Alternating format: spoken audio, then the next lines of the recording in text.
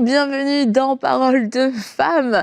J'espère que vous allez bien, que vous passez une bonne journée et on est heureuse de pouvoir terminer cette semaine avec vous. On termine avec un sujet très intéressant, je trouve en tout cas, comment évangéliser de façon pratique parce que vous le savez les filles, nous avons reçu ce grand mandat de pouvoir faire de toutes les nations des disciples et ça veut dire que nous sommes appelés à témoigner, nous sommes appelés à pouvoir gagner des âmes, à voir des personnes être sauvées, à évangéliser, comme on dit dans notre jargon. Mais là encore, ça peut être quelque chose d'assez abstrait en fait. Comment faire? Parce qu'à la fois, ça peut sembler être une très grande mission, toutes les nations. Est-ce que ça me concerne moi? Et puis aussi, comment est-ce que je fais? Par où est-ce que je commence? Est-ce que le fait de témoigner à une personne de temps en temps, dans mon entourage, dans mon quotidien, est-ce que je réponds vraiment à l'appel? Ou alors est-ce que ça veut dire que je dois vraiment prendre part à des grandes œuvres d'évangélisation? Et c'est vraiment des questions qu'on peut se poser et qui peuvent nous faire sentir quelquefois comme si on ne répondait pas bien à l'appel. Et puis, comme dans tous les sujets, on peut se poser tellement de questions qu'au final, on fait rien. Donc bon, là, petit indice, si vous ne faites rien, c'est que ce n'est pas la bonne direction pour pouvoir gagner des âmes. Mais on va voir aujourd'hui comment on peut le faire de façon pratique, aussi se partager quelques conseils, quelques encouragements pour pouvoir le faire. Et si vous avez besoin, aussi de le ramener au centre de vos vies, au centre de vos priorités, que les âmes, que le fait que des personnes viennent au Seigneur à travers vous redeviennent une priorité. Et j'aime ce que tu as dit, tu as parlé de l'évangélisation et tu as parlé du témoignage. En fait, c'est ça, évangéliser et témoigner. Et des fois, pour se dire, OK, dans la vie chrétienne pratique, comment évangéliser, je fais comment pour évangéliser? C'est déjà de comprendre qu'évangéliser, c'est tout simplement témoigner. Des fois, il faut dédramatiser un petit peu ce terme-là. Et puis, on a l'impression que voilà, il faut que je sorte dans les rues avec un micro. On a l'impression qu'il faut que lorsque j'évangélise, il doit absolument avoir tout de suite des gens comme ça, qui, comme dans les actes, qui viennent jeter leur livre et tout ça, qui viennent dire qu'est-ce qu'on doit faire pour être sauvé. Et des fois, on va témoigner, mais tout de suite, la personne n'a pas réagi, mais c'est une semence, en fait, qui a été déposée. Et il y a un texte dans la Bible que je trouve vraiment beau par rapport à ça, c'est dans 1 Timothée, le chapitre 1, le verset 15. Paul dit, cette parole est certaine et digne d'être acceptée sans réserve. Jésus-Christ est venu dans le monde pour sauver des pécheurs. Je suis moi-même le premier d'entre eux. Et en fait, à partir de ce texte, on voit que évangéliser, c'est tout simplement témoigner ce que Dieu a fait dans notre vie, en fait. Lorsqu'on commence juste à partir de ce principe-là, l'évangélisation, c'est quoi? C'est la bonne nouvelle de l'évangile. La bonne nouvelle de l'évangile, c'est que Christ est venu pour vous sauver, pour nous racheter, pour nous réconcilier avec le Père. Et donc, lorsque nous-mêmes, nous avons vécu cette vie, cette transformation, cette rencontre avec Dieu, c'est tout simplement témoigner, c'est tout simplement dire, voilà ce que moi j'ai vécu, comment j'ai été transformée. Ça peut être dans un élément, ça peut être peut-être une guérison que j'ai vécue, ça peut être une paix que j'ai reçue, ça peut être un changement. Donc c'est même pas obligé d'aller dans 15 versets. Des fois, c'est juste parler avec la personne et puis dans parce qu'on est rempli du Saint-Esprit, le Saint-Esprit va nous inspirer aussi des paroles parce que c'est le cœur de Dieu que tous viennent à lui. Donc, quand je parle avec la personne, comme ça, naturellement, il y a des mots qui vont sortir et la personne va se sentir touchée par quelque chose que j'aurais dit. Et c'est comme ça que ça commence, en fait, l'évangélisation. Donc, de façon pratique, c'est déjà à partir de ces éléments-là, je crois que ça va nous aider à dédramatiser vraiment et puis à se dire, nous pouvons tous évangéliser, en fait. Effectivement. Et là, la question qu'on se pose aujourd'hui, c'est je fais comment? Et je crois que ça doit s'inscrire aussi dans notre style de vie. J'ai remarqué que toutes les fois où on n'est pas, surtout dans les questions d'évangélisation, mais c'est quelque chose qui s'applique aussi à la vie en général, mais si évangéliser ne fait pas partie de quelque chose que tu as décidé de faire, il te sera difficile de le faire.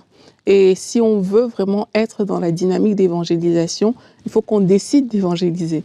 Quand tu décides d'évangéliser, tu vas commencer à réfléchir par rapport à l'évangélisation. Et parce que tu réfléchis par rapport à l'évangélisation, là, tu vas ouvrir les yeux pour voir des gens, pour pouvoir maintenant tu pourras utiliser après la technique, entre guillemets, n'importe laquelle que le Saint-Esprit va te mettre à cœur. Mais se positionner comme quelqu'un qui le veut est déjà différent. Parfois, j'entends des gens dire « je vais évangéliser, oui, il faut que je gagne des âmes et tout », mais c'est une volonté, ça reste un désir. Mais il n'y a rien de concret qui est fait parce que, oui, si on pose la question à tout chrétien, il aimerait.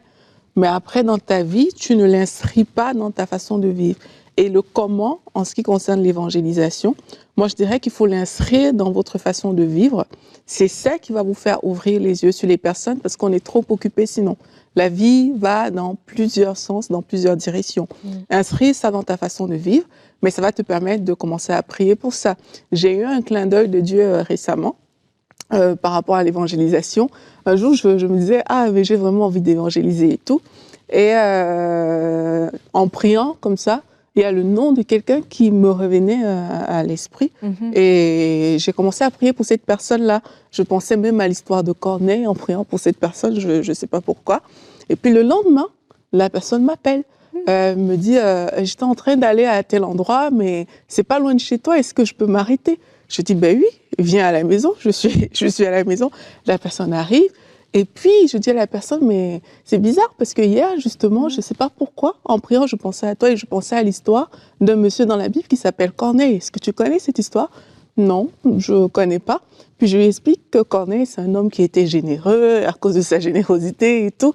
Et puis il me dit, mais c'est étrange que tu parles de générosité parce que moi, je suis quelqu'un, et c'est vrai, tel que je connais cette personne, c'est quelqu'un qui est très large, qui aime donner. Je suis quelqu'un qui donne beaucoup et avec tout ce qui se passe avec les taux actuellement dans les banques, je me posais la question de savoir si je dois encore donner et tout. Et c'est étrange que tu me parles de ça. Et puis là, je conclus en lui disant que, en fait, ce qui s'est passé dans la vie de Corneille, c'est que Dieu a envoyé un disciple, Pierre, pour lui prêcher l'évangile parce que le Seigneur était content de ce qu'il faisait. Et toute sa famille a reçu l'évangile et je lui prêche l'évangile. Et voilà comment je lui dis, mais si tu ressens dans ton cœur que tu veux donner ta vie à Jésus, vraiment fais-le, je suis disponible pour t'aider. Et puis le monsieur, il est rentré chez lui, comme ça. Et là, je me suis dit, mais en fait, j'ai demandé à Dieu exprès que je veux évangéliser. Et j'ai vu que mes prières ont changé et j'ai commencé à penser à cette personne-là. Mais j'aurais vécu ma vie tous les jours sans forcément faire cette demande express. Et j'ai réalisé aussi à quel point c'est important que ça fasse partie de ta vie. Ça ne doit pas juste être un désir de vouloir, mais il faut te disposer en fait. Il faut que dans ton quotidien, tes yeux soient ouverts pour le faire. Il faut que dans tes prières, tu sois ouvert pour le faire. Et c'est comme ça que ton cœur va commencer à voir les choses que tu ne voyais pas. Tu vas commencer à voir ta voisine, là où tous les jours, tu avais juste tendance à passer. Tu vas commencer à voir des personnes. Et c'est comme ça que l'évangélisation va se concrétiser dans ta vie. Moi, je l'ai reçu comme un grand clin d'œil. J'étais trop contente. En plus, vraiment, après lui avoir parlé, j'ai ressenti la joie. Comme la Bible dit, j'étais vraiment contente d'avoir fait ça. Et ça commence par le vouloir. Une décision, pas juste un désir, mais c'est un désir qui est plus poussé que juste ce désir-là. Et commencez à poser des actions, prier par rapport à ça. Et vous allez voir que vos yeux vont s'ouvrir et vous pourrez poser des actes concrets d'évangélisation. Et comme tu dis, ça ne doit pas être juste un désir parce que, en tout cas, selon les personnes, mais ça reste, si on avait fait un sondage, je pense qu'on aurait pu le savoir, mais ça reste un défi quand même pour beaucoup de pouvoir témoigner de façon très naturelle et audacieuse. Ça se demande un petit clic, un petit élan. Et parce que il y a des personnes, ça peut impressionner, parce qu'on se demande est-ce que ça va déranger, parce que aussi il y a un combat, il y a une tension spirituelle qui est là pour pouvoir annoncer, pour pouvoir annoncer la bonne nouvelle. Donc si c'est pas une décision, ce sera facile de pouvoir se trouver des excuses ou de pouvoir manquer l'occasion et puis le temps qu'on se parle, etc. Sera terminé, hein, la personne sera partie depuis longtemps. Donc, mais quand c'est une décision, c'est comme non, c'est ça que je veux. Et surtout si on a prié avant pour ça, ça devient une prière. En fait, quand la personne arrive, tout de suite on se dit ok Seigneur, c'est toi qui me l'envoies. Et du coup, ça nous encourage aussi et puis ça nous responsabilise. Mais quand ça reste une idée vague, ouais, ce serait bien, comme c'est bien d'aider la famine dans le monde, c'est bien d'aider de pouvoir donner aux pauvres, c'est bien, il y a plein de bonnes choses à faire, mais comme on avait fait cette émission, ces bonnes intentions qui ne servent servent à rien, qui sont inutiles parce qu'elles produisent rien. Et c'est pareil pour le salut des âmes. Tant que c'est pas une décision et tant qu'on n'en fait pas une priorité, de toute façon, soit comme j'ai dit, on peut se trouver des excuses, mais quelquefois on se rend même pas compte que la personne devant nous, c'est une personne qui a besoin de salut, c'est une personne qui est là pour qu'on lui prêche la bonne nouvelle. Et nous, on n'est tellement pas connectés qu'on est en train de lui parler de la pluie et du beau temps. Puis c'est après, quand la conversation est terminée, t'en parles à quelqu'un, j'ai croisé un tel et un tel, et puis tu sais, quelqu'un qui est un peu plus, ok, tu lui as parlé de Jésus? Non. Pourquoi? Elle a pas demandé. Mais c'était ça, en fait, le but. Regarde, la personne t'a dit ça, et en fait, toi, t'es là à ce moment-là. J'avais pas vu ça comme ça. Mais parce que, le fait d'en faire une priorité, ça veut dire que, spirituellement, on va aussi veiller, puis on va être alerte pour pouvoir saisir les occasions, favorables ou non, mais on va saisir que c'est une occasion. Moi, j'ai eu un fail en évangélisation, c'est vrai, ça m'a marqué. Où il y a quelques années, j'ai rencontré une ancienne collègue de travail dans un magasin. Et comme par hasard, elle me reconnaît, tu vois, je suis dans les rayons et tout, je regardais des vêtements, puis j'entends mon prénom, je me tourne, et puis, oh, Nicole et tout, machin, on parle. Toi, tu t'appelles Nadine? Non, mais elle s'appelait Nicole. Wow. On est vendredi, ok? Et donc, on se va parler. Et en fait, elle avait vécu des choses et tout. Elle avait été même malade, elle était en arrêt maladie et tout. Et elle me raconte tout ça. Et dans mon cœur, je me dis, tu sais, des occasions, tu vois, cet esprit me dit, vas-y. Mais mais attends encore. Ok, dans quelques minutes, Seigneur, dans quelques minutes. Et puis, mais après, elle a beaucoup parlé, en fait.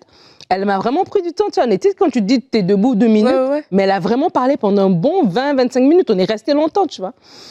Et puis à la fin, c'est pas sorti, tu vois. Et elle est partie et je me suis vraiment sentie mal. Je me suis vraiment repentie parce que dans ma tête, j'avais tellement une façon que l'évangélisation devait se faire, que cette façon naturelle de rebondir sur son arrêt maladie, de rebondir sur que voilà, ils vont aller en vacances avec son mari depuis 30 ans. Ah ben tiens, voici, c'est bien, vous avez été mariés pendant longtemps, vraiment l'amour, et puis parler de l'amour de Dieu. Tu sais, il y avait tellement, écoute, des occasions, elles étaient multiples et multipliées. Mais j'ai pas saisi pourquoi, parce que j'avais comme une façon de voir comment devait se faire l'évangélisation en fait. Et en fait, c'est de dire... T'avais pas ton t-shirt Jésus. et de dire, en fait, tu sais, quand cette femme au puits de Jacob est allée voir les gens de sa ville et qui sont revenus et qui l'ont dit, finalement, on ne croit plus à cause de ce que tu nous as dit, mais parce que nous-mêmes, ils ont expérimenté Jésus. C'est que des fois, nous-mêmes aussi, on doit être remplis. Et c'est comme c'est de notre overflow, c'est de notre surplus, en fait, cette relation qu'on a avec Dieu, on est rempli. Et du coup, quand on parle, on amène la personne à rencontrer Jésus tout simplement. Parce qu'elle vient plus vers Jésus à cause de notre témoignage, parce qu'elle aussi, elle le voit. Et en fait, c'était ça le déclic, en fait. Et moi, j'avais une mauvaise perception de ce que était l'évangélisation ou comment devait se faire l'évangélisation. Et donc, du coup, je crois aussi que c'est un enseignement. C'était une belle leçon, cette journée-là. C'est resté gravé dans ma mémoire parce que franchement, c'était pitoyable. J'ai vraiment raté une occasion à ce moment-là. Mais c'était resté gravé et ça m'a fait comprendre aussi que Dieu tient à ce que les gens entendent parler de lui. Donc, le Saint-Esprit va nous assister. Et des fois, on peut être gauche. Je me dis, mais tu sais, par où je vais commencer? Puis je la connais, c'est une personne qui a vraiment les opinions très, très tranchées. Si je lui dis, peut-être qu'elle elle va pas apprécier tout ça. Mais parce que le Saint-Esprit tient à ce qu'on puisse parler de Jésus, c'est que lui-même, il va être là. Lui-même, il va toucher les cœurs. C'est lui qui convainc les cœurs, tout simplement. Et donc, c'est aussi un acte de foi de lui faire confiance que lorsqu'on va ouvrir la bouche, on va parler, il y a quelque chose qui va se passer, en fait. Et vraiment, c'est juste un encouragement pour vous. Si vous avez raté des occasions, si vous avez eu des fails dans votre tentative d'évangélisation, ne vous découragez pas. Mais voilà, la prochaine fois, dites, Seigneur, je te fais confiance. Que cette fois-ci, tu me dis de le dire, je vais le dire. Et voilà, de faire ces petits pas. Et le but, c'est pas que la personne, elle s'identifie pleinement à votre histoire. Moi, des fois, on peut se dire, des fois, on est allé à l'église, on a entendu un message, et on a retenu une partie parce que le Saint-Esprit prend ce petit bout-là pour vous parler à vous. Donc, ça veut dire que c'est pas qu'elle va s'identifier à votre histoire. Il faut qu'elle ait la même histoire que vous pour que vous puissiez trouver quelque chose à lui dire. Vous lui parlez tout simplement. Et en fait, parce que le Saint-Esprit est là, c'est lui qui convainc de péché, de justice et de jugement, lui-même va pouvoir se saisir de ce moment pour pouvoir toucher le cœur de la personne à qui vous parlez. Et puis, on est tous en apprentissage aussi. Je veux dire, Il n'y a pas quelqu'un qui est calé ultra dans l'évangélisation. Oui, on a reçu des grâces différentes, mais la réalité, c'est que nous tous, on est dans un processus d'apprentissage. Maintenant, quand on décide d'évangéliser, il faut qu'on réalise que ça prend du temps. Ça prend du temps pour écouter quelqu'un, comme tu l'as fait, au moins tu l'as écouté. Ça prend du temps pour écouter et ça prend du temps pour parler, pour savoir, même de la réflexion parfois, pour savoir justement quand placer ta parole et tout. Ça prend ce temps-là. Je le dis parce que parfois aussi, on reste une fois de plus dans la simple volonté. Et la simple volonté fait que oui, de temps à autre, quand tu vas trouver l'occasion, ben, tu vas le faire. Tu vas peut-être sortir avec ton groupe d'église, ou bien tu vas voir une personne, tu vas le faire. Mais ça ne sera pas inscrit comme un style de vie. Mais quand tu sais que ça prend du temps, mais tu vas disposer le temps. Quand tu vas voir des personnes venir à toi, tu aurais pu dire, de toute façon, j'ai mes courses à faire, je suis pressée, j'ai mon timing. Il faut que je finisse mes courses parce que mes enfants m'attendent à la maison, ils doivent manger, etc. Mais quand tu comprends que tu dois évangéliser et que ça prend du temps, mais là, quand quelqu'un vient vers toi, tu vas ouvrir ton cœur pour ce temps-là. Trop souvent, les gens viennent vers nous, mais on est occupé à autre chose. On ne pense pas que, comme tu as dit tout à l'heure, que, ben oui, en fait, si ça se trouve, cette personne-là, il y a un message. Pour elle, c'est peut-être quelqu'un que le Seigneur m'envoie, à qui je peux parler, tellement j'ai pas le temps, tellement ma tête est prise à autre chose, que je vais même pas m'arrêter pour ce temps-là. Mais plus tu prends le temps, tu vas voir que quand tu pars dans des magasins ou dans des centres commerciaux, en fait, tu n'es pas pressé de rentrer chez toi, tu marches en espérant que dans ta marche, tu peux tomber sur quelqu'un. Tu vas faire des courses, tu marches, quand quelqu'un te sourit dans le rayon, tu vas t'arrêter pour sourire aussi en te disant « Ah, mais si ça se trouve, peut-être c'est cette personne-là à qui je vais parler aujourd'hui. » Là où, si tu n'avais pas ça dans ta tête, ben, ce serait juste quelqu'un te sourit, tu tournes vite ton visage, tu t'en vas parce que voilà, tu ne veux pas forcément discuter. Donc, c'est ce que j'appelle s'inscrire dans le quotidien. Et je nous encourage vraiment à ça. C'est cette année 2023, ben, c'est une année où on peut décider de devenir des personnes qui allons ouvrir les yeux pour voir les besoins, pour pouvoir parler du Seigneur Jésus de façon concrète à des gens, et même dans votre famille. Je sais que parfois dans la famille, c'est un peu difficile de dire, ben, parce que vous connaissez tellement bien et tout, vous savez déjà comment votre frère, votre sœur réagit à peu près, mais donnez-lui une chance. C'est pas parce qu'hier, quelqu'un n'a pas voulu vous écouter que demain, il ne vous écoutera pas. En priant, le Seigneur peut ouvrir des portes et la dimension pratique vient de ce que, avec Dieu, vous y travaillez en fait. Dans vos temps avec Dieu, vous travaillez à ça, comment est-ce qu'on fait et tout. Et dans vos journées, ben, vous ouvrez votre cœur pour pouvoir être cette personne qui va témoigner. Vous ne saurez pas forcément à qui, vous ne saurez pas forcément la forme que votre évangélisation va prendre ce jour-là, mais le cœur doit être ouvert, le cœur doit être disponible. Tu t'imagines si Jésus était du genre non, j'ai mon agenda, tous les gens qui l'ont arrêté, la femme à la perte de sang qui est venue l'arrêter alors qu'il était en train d'aller ailleurs, ben là, il s'aurait dit, mais en fait, j'ai pas le temps, je suis en train d'aller ailleurs. Tu vois, mais chaque fois, il s'est juste arrêté, il a pris du temps pour ces personnes-là. Donc, on doit arriver à un moment où notre agenda on doit être un peu plus flexible pour pouvoir laisser du temps à d'éventuelles personnes que le Seigneur nous envoie pour les évangéliser.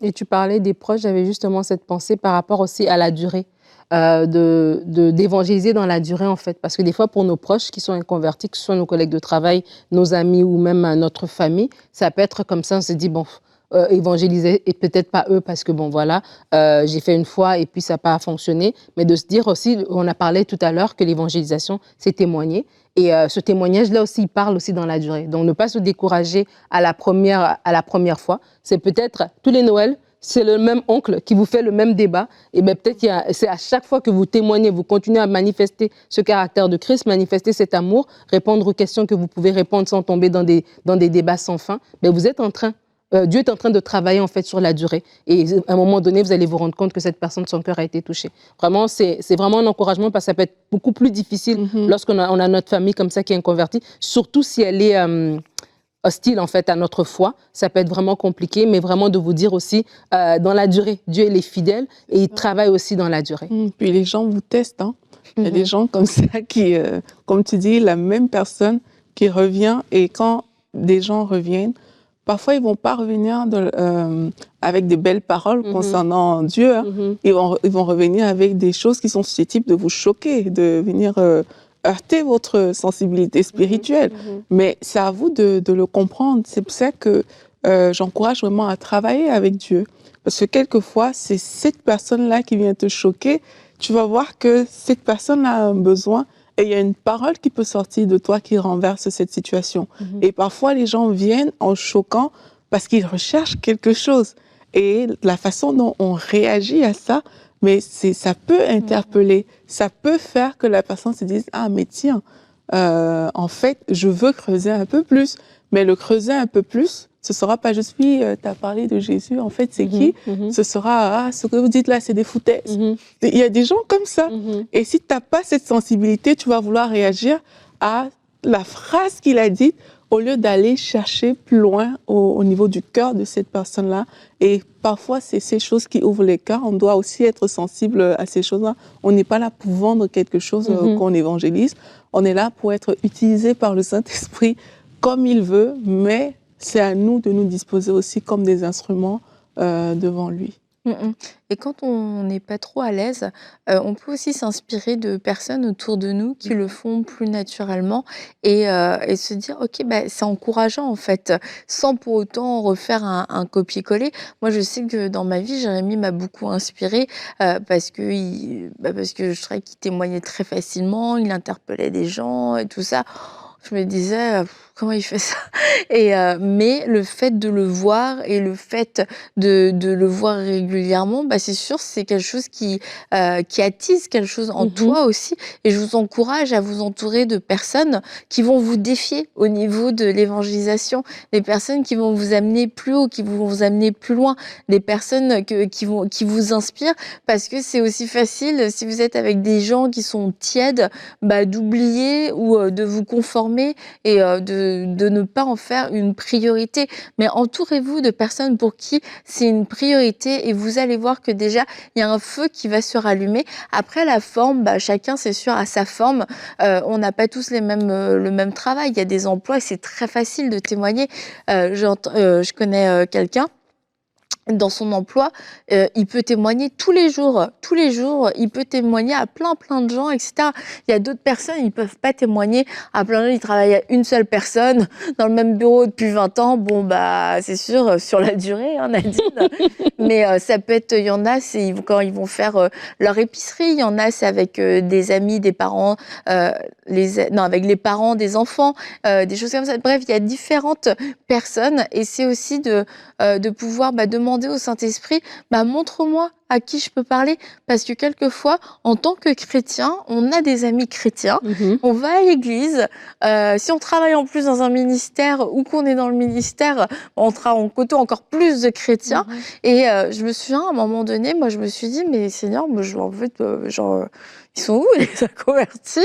Bon, il y en a partout dans la rue, il y en a partout dans plein d'endroits où on va. Et puis, le Seigneur m'a montré que j'en côtoie. C'est pas forcément des amis, mais il y a des gens que je côtoie de façon régulière. Et c'est des personnes, du coup, parle-leur de moi. Et c'est tes personnes à toi. Et il y a personne qui peut dire je côtoie personne. Il y a personne à qui je peux annoncer l'évangile. Et si c'était le cas, mais vraiment, allons dans les rues. Et puis, il y a plein d'inconvertis dans les rues. Il y a plein de gens qui connaissent pas le Seigneur.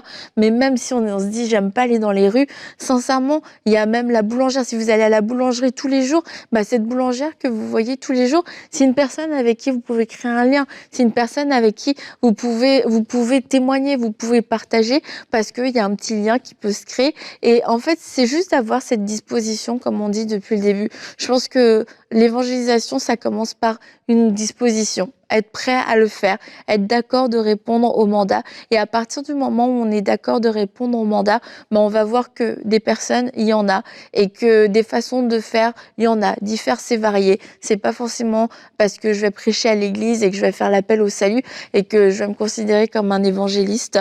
Moi, je connais plein de gens qui témoignent dans leur vie de façon quotidienne. Je connais des ministères qui témoignent aussi. Je pense à Audrey Mac, Audrey, elle témoigne comme ça à la serveuse lui donne son plat. Oh, mais que Dieu vous bénisse. Et puis, vous savez, Dieu vous aime. Et puis, Stéphane Caddy, pareil, je suis pasteur, vous savez. Et là, bam, bam, bam, il balance l'évangile en 2 phrases. Marcel Quamenan, des gens comme ça, ils témoignent comme ils respirent à tout le monde. Ils sont dans le ministère. Ils n'ont pas fait du ministère non plus. Bah oui, moi, je témoigne déjà aux foules. Non, c'est des gens qui témoignent aussi dans leur vie de tous les jours. Et pourtant, ce sont des gens dans le ministère qui côtoient énormément de chrétiens, mais qui témoignent à tout le monde qu'ils rencontrent. Et tu parlais d'aller, justement, j'avais cette pensée aussi de laisser Dieu nous envoyer, en fait, être flexible pour être envoyé par Dieu. Et on parlait, tu as dit de s'associer avec des personnes. Peut-être hier, on a parlé de l'Église et de dire peut-être je suis gênée pour témoigner, pour évangéliser. Je ne sais pas trop comment faire. Mais peut-être dans l'Église, il y a un groupe d'évangélisation, peut-être qui sort juste le samedi. Ben, je vais déjà commencer par là. Je vais être flexible aussi, être envoyé par le Seigneur pour dire, ben, tu sais, Philippe, il est allé dans le désert. Peut-être que Dieu me dit, ben, va dans ce quartier-là qui est peut-être pas dans ton quartier à toi, mais vas-y, tu vois un peu. Va avec les jeunes de votre Église, vous tenir devant le métro, donner des tracts, etc. De se dire aussi que des fois, on doit aussi sortir un peu de notre zone de confort aussi pour faire ce témoignage-là, de dire ça ne va pas juste aller comme ça, venir me rencontrer où je suis. Moi aussi, des fois, j'aurais des pas à faire. Et juste d'avoir cette flexibilité-là aussi, ça peut vraiment être salutaire pour quelqu'un, en fait. Parce que la flexibilité de Philippe, cette journée-là, dans ce passage de Actes, a été salutaire pour cet eunuque éthiopien. Donc, pour dire aussi que des fois, le Seigneur va t'inspirer spontanément, comme Aurélie a partagé son histoire tout à l'heure, ou même aussi de façon plus structurée, dans le sens où tu vas avec ton groupe de l'Église. Mais quoi qu'il en soit, d'avoir cette flexibilité-là, en fait. Et ça reste une communication simple. Hein. Je veux le dire un peu comme on en a parlé au début de la semaine avec la prière.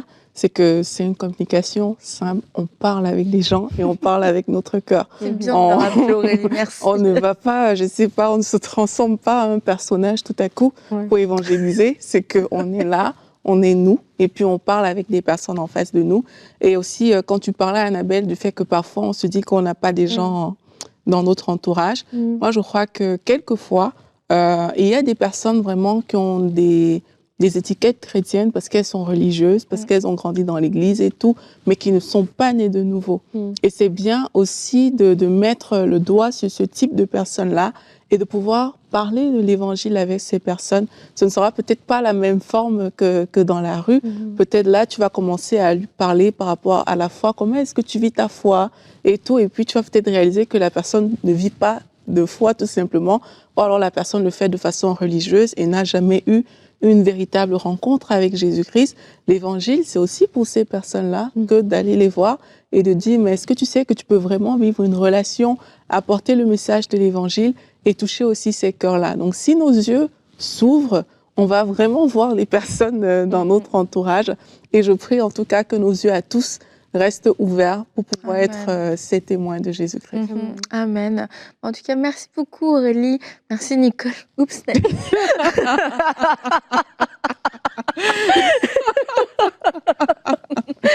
Et vous me regardez avec désespoir.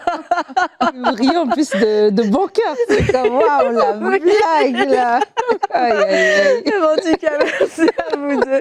Merci de nous avoir suivis. Et on va se retrouver la semaine prochaine pour une prochaine émission de Paroles de femmes.